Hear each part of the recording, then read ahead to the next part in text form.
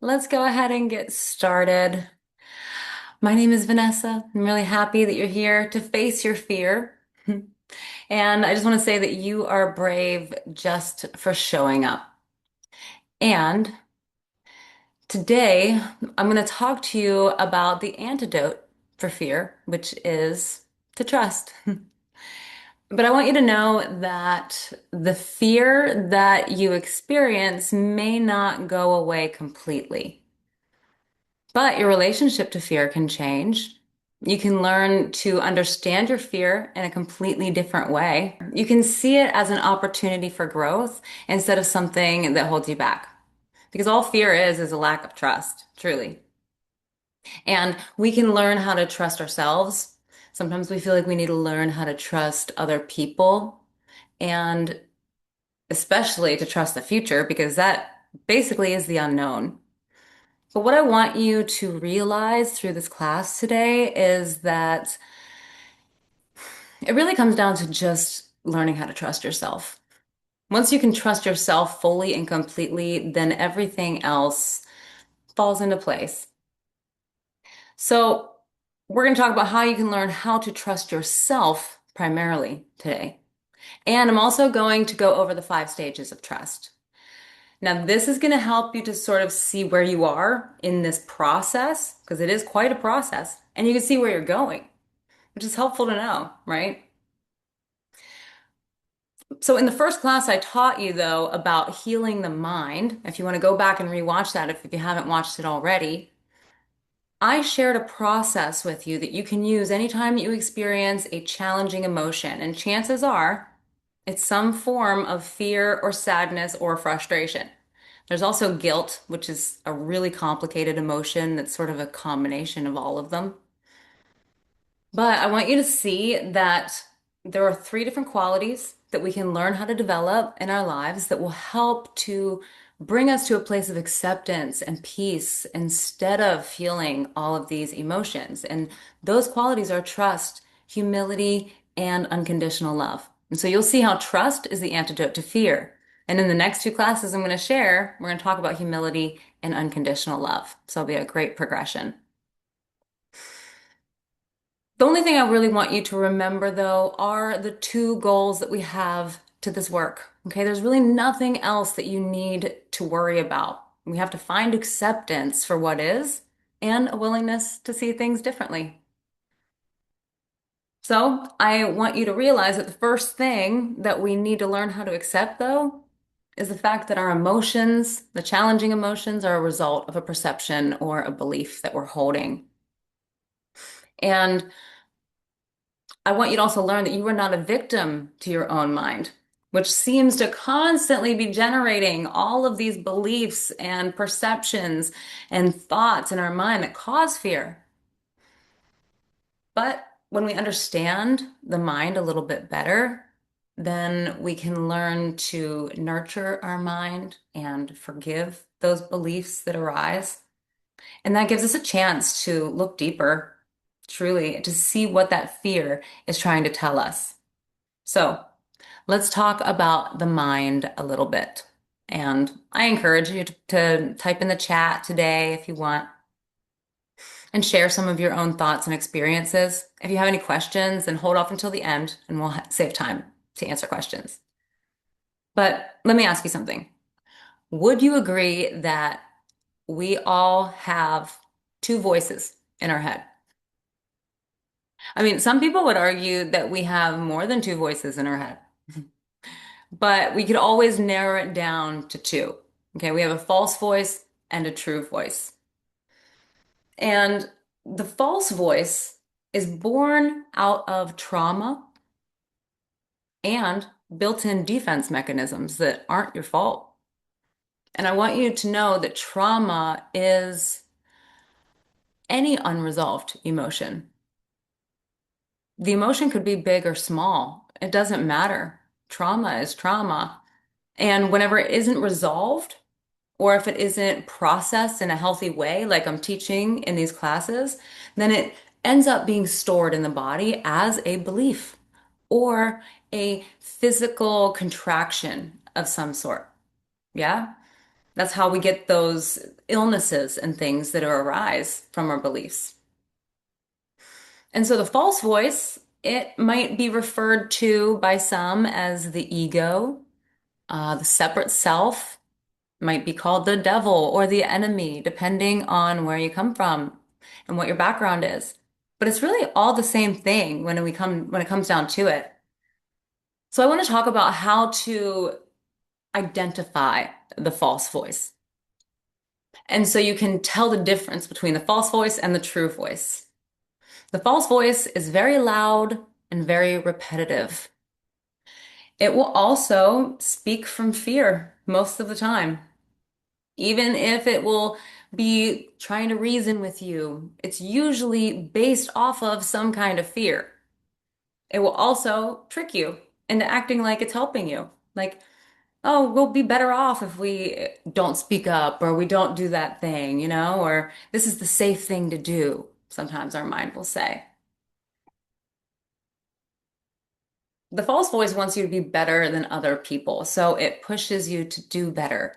And this is how we get the voice of the inner critic. If we want to list off all of the different voices in our head, you could have an inner critic.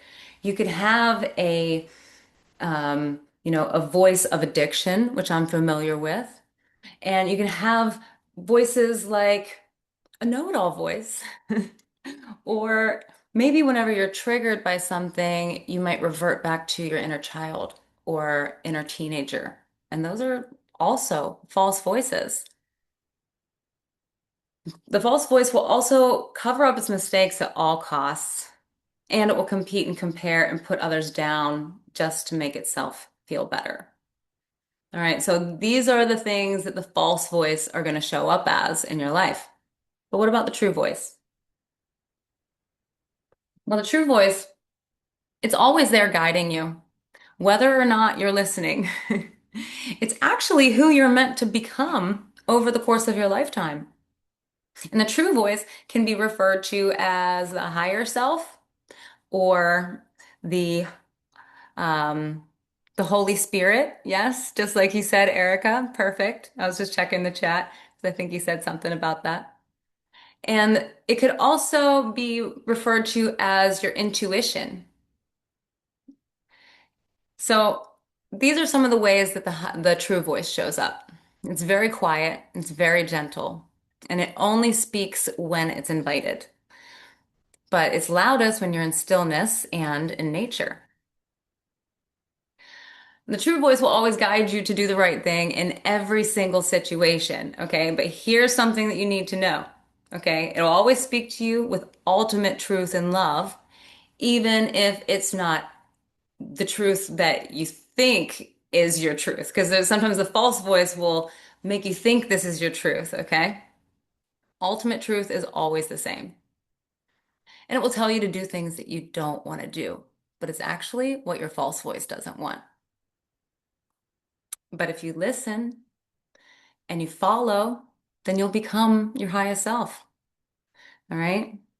So it's almost as if we have two different speakers playing in each ear at the same time, playing two different things. And it can be very confusing. Am I right? So the goal of this work is really to turn down the volume on the false voice and to turn up the volume on the true voice.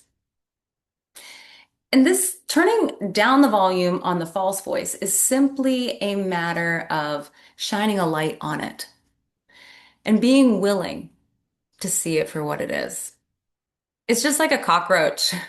Like as soon as you expose it to light, it'll just scamper away. And it may have creeped you out or freaked you out at first, but it's completely harmless. And you can think of the true voice as a beautiful flower that's gentle and needs nurturing, and you have to place it into the light in order for it to grow. And you guys, this light that I'm metaphorically speaking about is your awareness. And our awareness can be healed, it can be trained, and it can be transformed through breath work and meditation, which is why I'm teaching this. And the truth is, you are not your thoughts. You are not your emotions. You are not your body or the physiological sensations that arise within it. You are the awareness of your body and thoughts, and you are deeply connected to the voice of truth, which is always guiding you to become the best version of yourself. All right. This might be a good time to review our definition of trust from the class I taught a few weeks ago on healing the mind. Okay, because trust is the letting go of the need to have certainty or to have it all figured out. And some of the things that I'm sharing with you today might be a completely new idea. Like I am the awareness of my body. Sometimes you might feel challenged because things will arise that will challenge beliefs that you have held your entire life that were just really something that we used as a safety net more than anything. But if we can stop clinging to our beliefs and not identify with them anymore by placing our awareness on what is true, then the fear just goes away. It diminishes and the voice of truth gets louder. So I just want to say that whenever we're learning how to trust, it's really a matter of one thing. It's developing the belief in ourselves that all things are happening for our good. And I'm going to show you how we're going to get there. Sometimes it requires for us to go through some sort of rock bottom moment, okay, in order to learn to let go completely. Because whenever you don't have anything anymore, then, well, it's easy to surrender control. And I had to learn the hard way.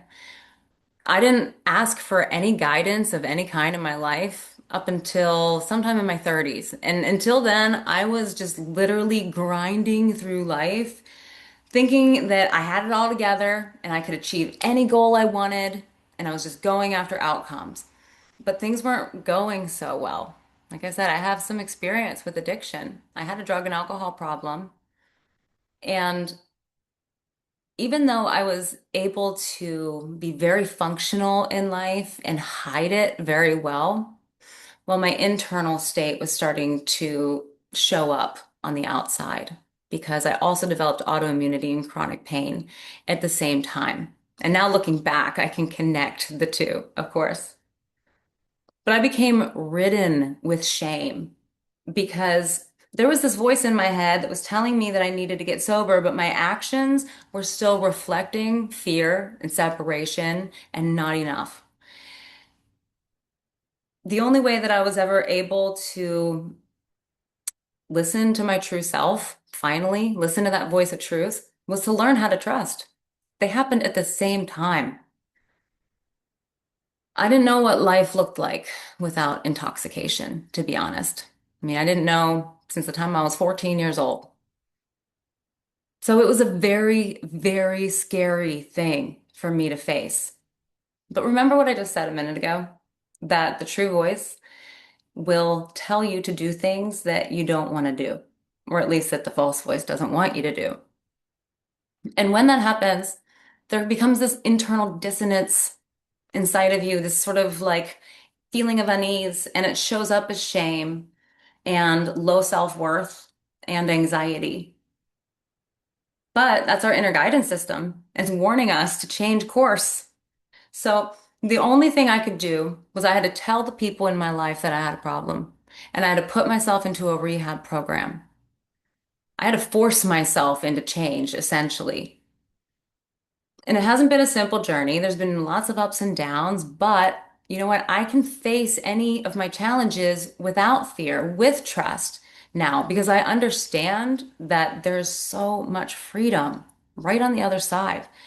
And the scarier the challenge, the bigger it seems to begin with, the greater the freedom on the other side. Something that we have to remember. And so, to help you through your journey so you know where you are, I want to go over the stages of trust. Okay. And you can look at these stages and decide for yourself where you are. Okay. The first stage is fear and confusion. And then we move into learning and then letting go and then an integration phase. And finally, total trust. But as we go through these together, I also want you to see that there are three different levels of acceptance that we progress through. Okay, we don't just go straight to accepting that all things are working out for our good. We go through levels. Okay, so I'm going to show you what those levels are. And the first stage is fear and confusion. When we're first exposed to the idea that we're hurting ourselves, causing our own suffering with our beliefs, it can be really destabilizing. It can feel like panic, actually. That's what I experienced anyway. And objections, excuses, blame might start to show up because it's easier than admitting things to ourselves sometimes. And we can feel like forgiving others and letting them get away with it is a sacrifice when it's not. And this is when we feel a lot of shame. I mean, that was my experience. When I first became aware that I had a problem with drugs and alcohol, I was even more ashamed and even more scared. And it felt like such a painful sacrifice to get sober. Like I was walking into it kicking and screaming, let me tell you. Okay, but then we move on to the second stage of learning. The only way I was ever able to enter this stage was when I was willing to take a step. It's the smallest step necessary, but I had to tell people in my life what was going on and go to rehab. And so that was my first level of acceptance, that first action that you take. And when we're willing to learn during this stage, but it can still feel painful, okay, to see ourselves and our past behaviors. We understand that forgiveness is needed here, but it still hurts.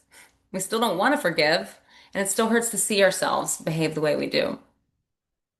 And there can be just still a deep longing for things to be different or to have connection of some sort.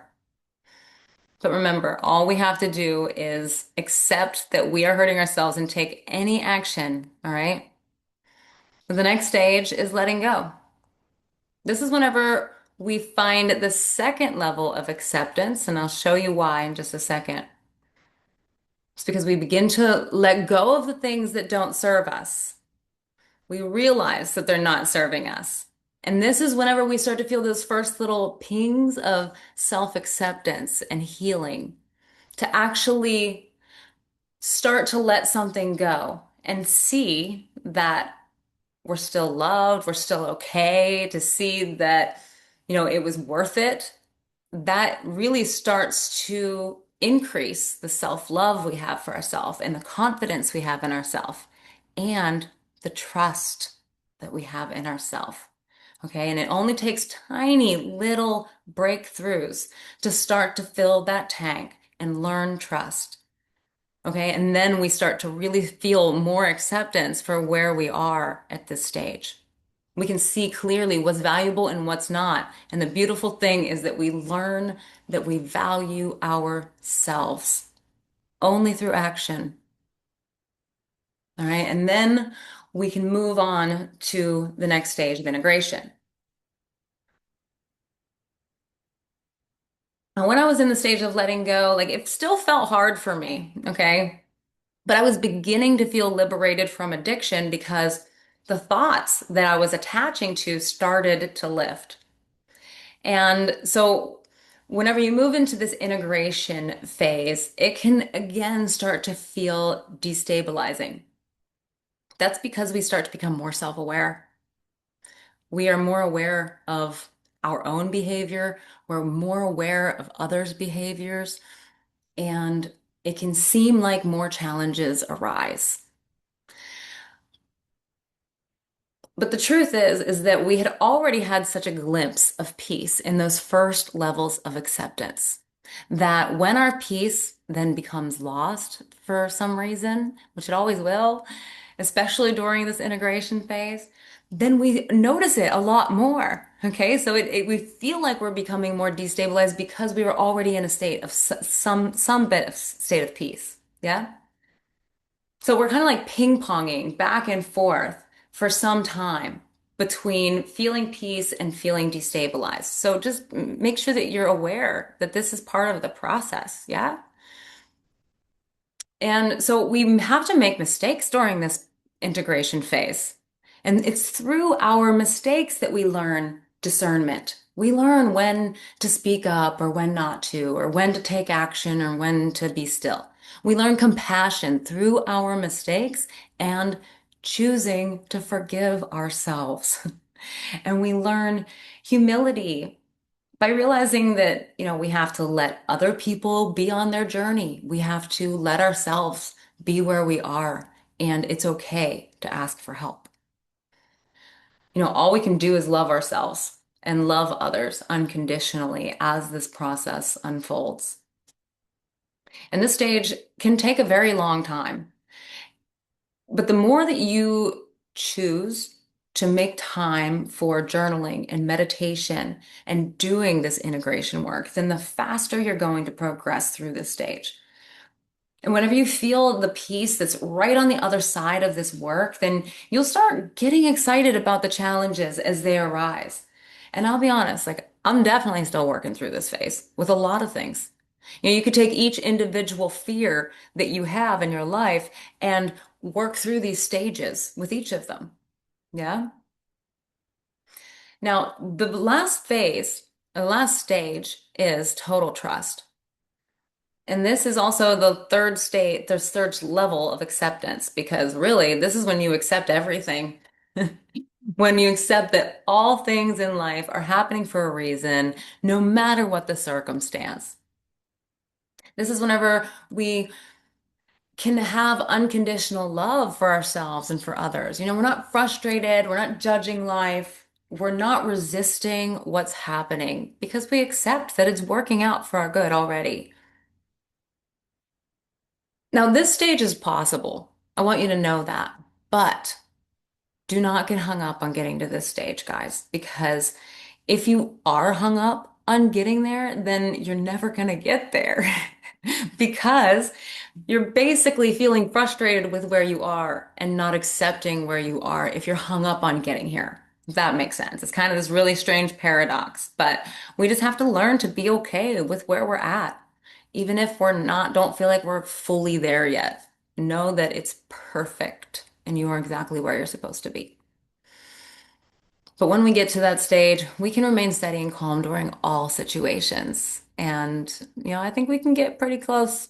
I think we're very, very capable, you guys. But again, don't get hung up on getting there. And so what I want you to do is to find the peace within yourself by simply taking tiny bits of action that show the universe, show your high self, your true voice that you're listening. It's a little drop in the tank of trust and self-love and self-confidence. And so simply being here today, while you're building that faith in yourself, what I'd like to ask you to do now is to get settled with me as we go through a practice together.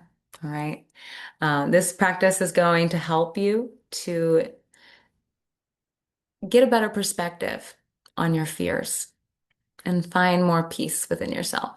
So let's get settled and get ready.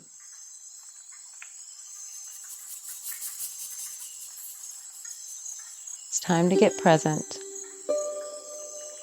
allowing the eyes to close. Take a moment for gentle neck stretches, shoulder rolls, or any other wiggles to help you feel more anchored into your body. Begin to notice your breath and tune in to what it's trying to tell you.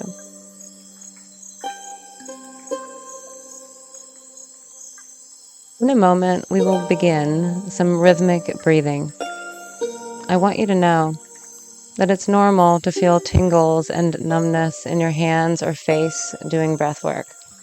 That's a good sign that oxygen is flowing and energy is moving. But if you ever feel lightheaded or uncomfortable, just breathe naturally in and out of your nose and continue to enjoy the journey. We're going to breathe in through the nose, filling the belly up with air like a balloon, and then exhaling through the mouth, nice and relaxed. And we'll begin with an easy 4-count breath, in for 4 and out for 4. We'll cut it in half for 2 counts, and then we'll finish with singles. And we'll do 2 short rounds like this, ending each round with a 30-second hold at the bottom of the breath.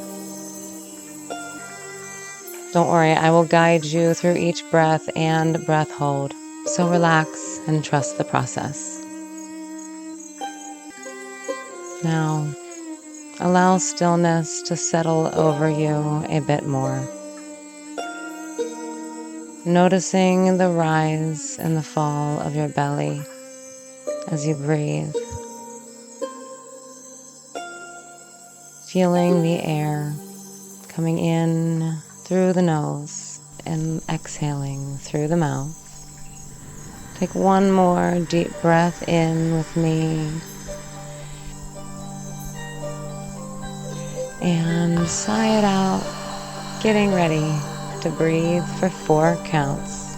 In 3, 2, in, 2, 3, 4, and out. 2, 3, 4.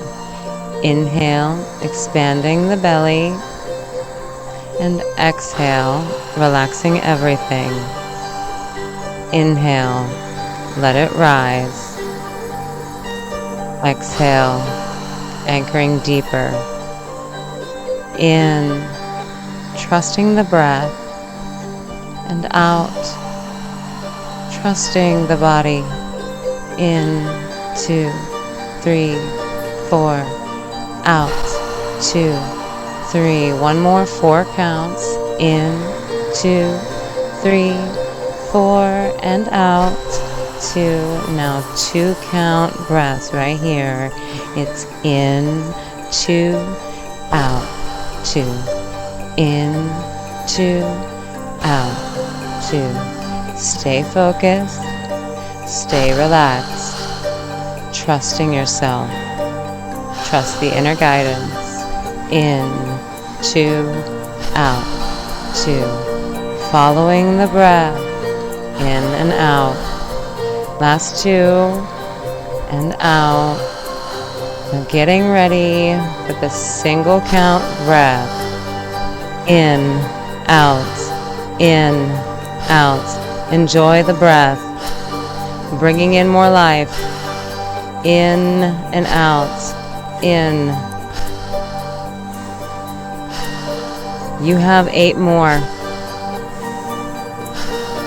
7, 6. Finding the edge of your comfort zone. Last 3. Last 2. And last breath in. Pulling this breath all the way out to your head. Squeeze the pelvic floor and lower abdominals. Release. And hold for 30 seconds. Being fully in this moment. Know you have everything that you need.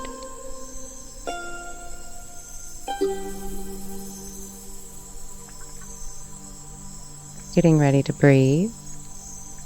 In 3, 2. Big breath in.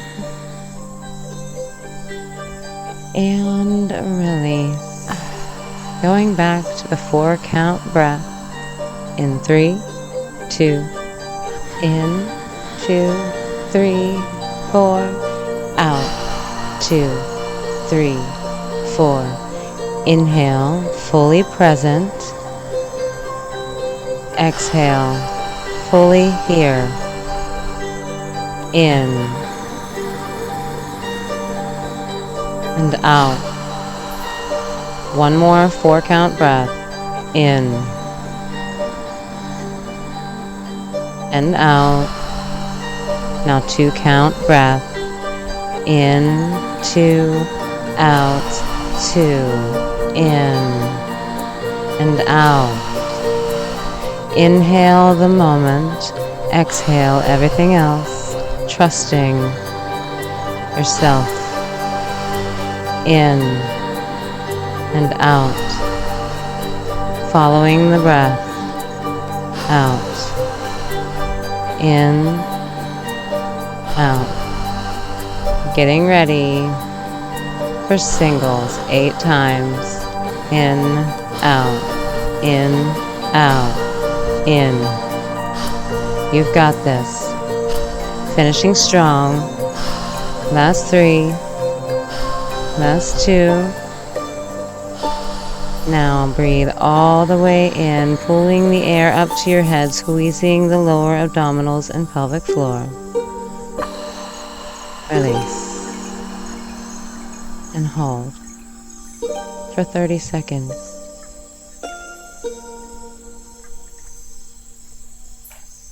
Feeling the moment.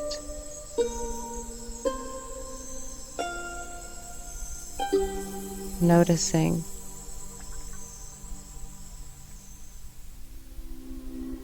Getting ready to breathe. In 3, 2, and inhale nice and deep. And exhale. Let it all go. Allowing your breath to come to its normal rhythm now.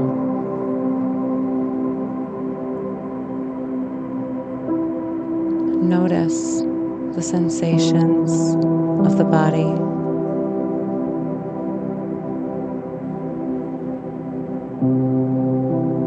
You are being held in this moment by your body and the seat beneath you.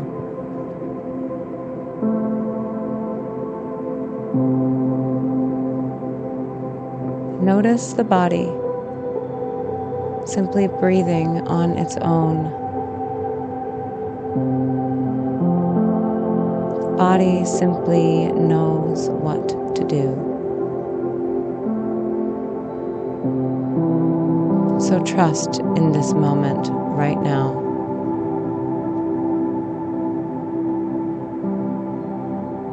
Feeling the breath rising up in the body like a gentle wave.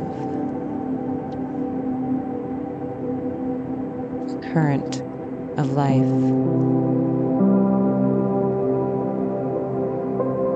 A constant flow of energy and information.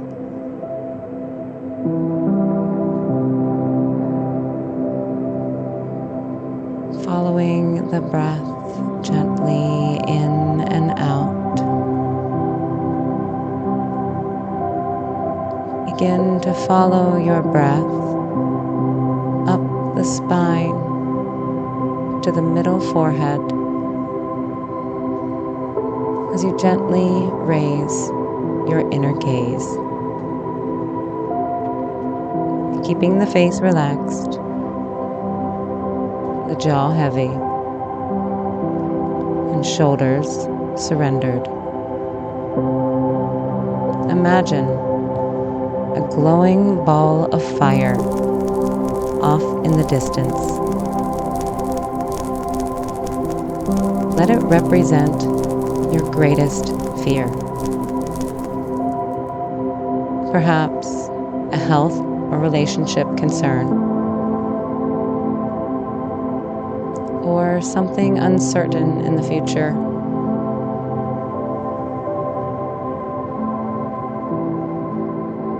Can you be willing to simply step a little closer or invite that fireball of fear into your awareness more closely? perhaps by questioning the fear, rather than turning away.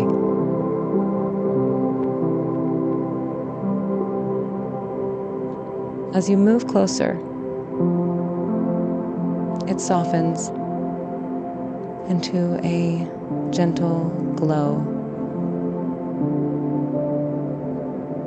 Breathe into your heart center and feel your heart soften into the warmth that the glowing ball emanates for you.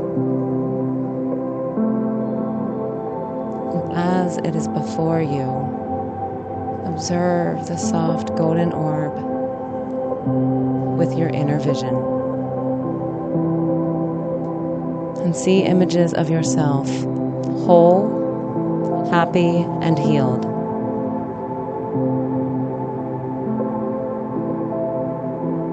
Your relationships forgiven and connected.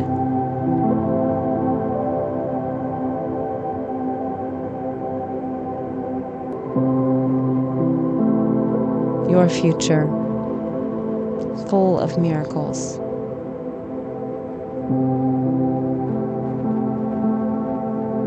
Love, forgiveness, acceptance, and value are all there, and it's all perfect, and it's all you.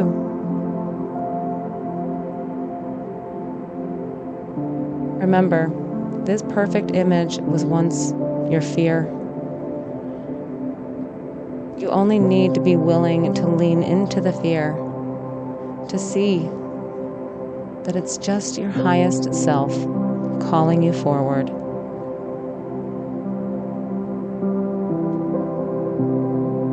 Fear is not a bad thing. It's just guidance. Trust yourself. Trust the process. Trust in the infinite source of love that guides you.